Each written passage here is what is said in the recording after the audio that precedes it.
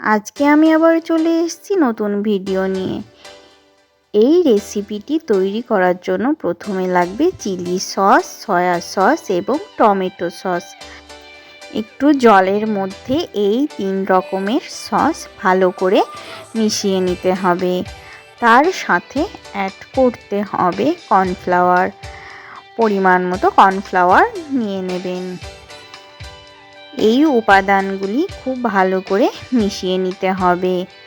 আমার এই চিলি চিকেনের রেসিপিটি আপনারা খুব সহজেই তৈরি করতে পারবেন। চিলি চিকেন তৈরি করার জন্য মাংসকে ছোট ছোট পিস করে কেটে নিতে হবে।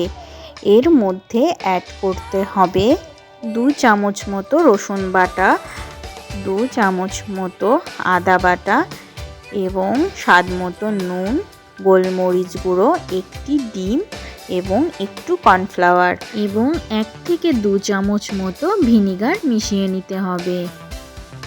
এবার চিকেনের টুকরোগুলিকে একে একে সাদা তেলে দিয়ে দিতে হবে।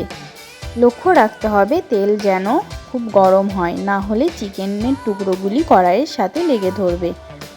15 থেকে 20 মিনিট চিকেনের টুকরোগুলিকে ভেজে নিতে হবে, যাতে চিকেনের টুকরোগুলি খুব ভালোভাবে সিদ্ধ হয়ে যায়।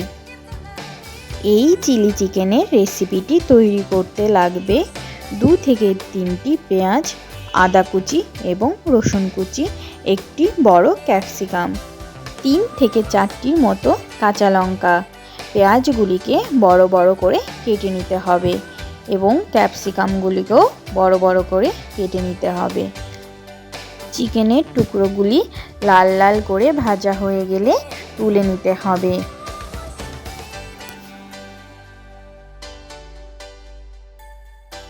ঠিক আপনারা এইভাবে পেঁয়াজ এবং ক্যাপসিকামগুলিকে বড় বড় করে কেটে নেবেন।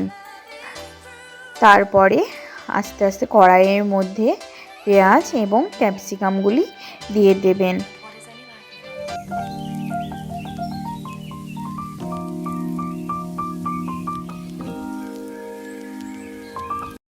এরপর কাঁচা লঙ্কা, আদা কুচি, রসুন কুচি সব কিছু একে একে কড়াইয়ের মধ্যে দিয়ে দেবেন।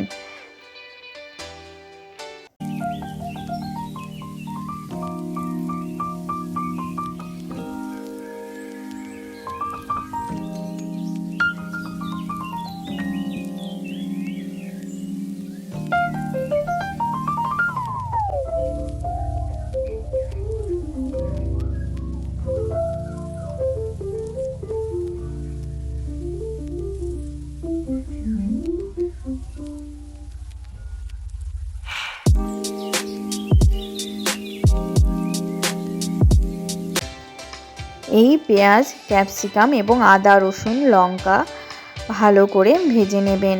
ভেজে নেওয়ার পর এর মধ্যে সেই সসের জলটি দিয়ে দেবেন এবং ভালো করে কষাতে হবে। একটু ঢেকে দেবেন আপনারা। তারপরে ভালো কষানো হয়ে গেলে আপনারা চিকেনের টুকরোগুলি এর মধ্যে দিয়ে দেবেন। এর মধ্যে স্বাদ মতো নুন দিয়ে দিতে হবে। আমি যদিও নুন দেখাতে ভুলে গেছি, আমি অলরেডি নুন দিয়ে দিয়েছিলাম, এই কারণে নুনটা আপনাদের দেখাতে ভুলে গেছি। আপনারা 5 মিনিট মতো আপনারা এই চিকেনটাকে ঢেকে রেখে দেবেন। আপনারা নামানোর আগে স্বাদ মতো চিনি দিয়ে দেবেন। আমার রেডি হয়ে গিয়েছে চিলি চিকেনের রেসিপিটি। আপনারা এবার চিলি চিকেনটি নামিয়ে নিতে পারেন।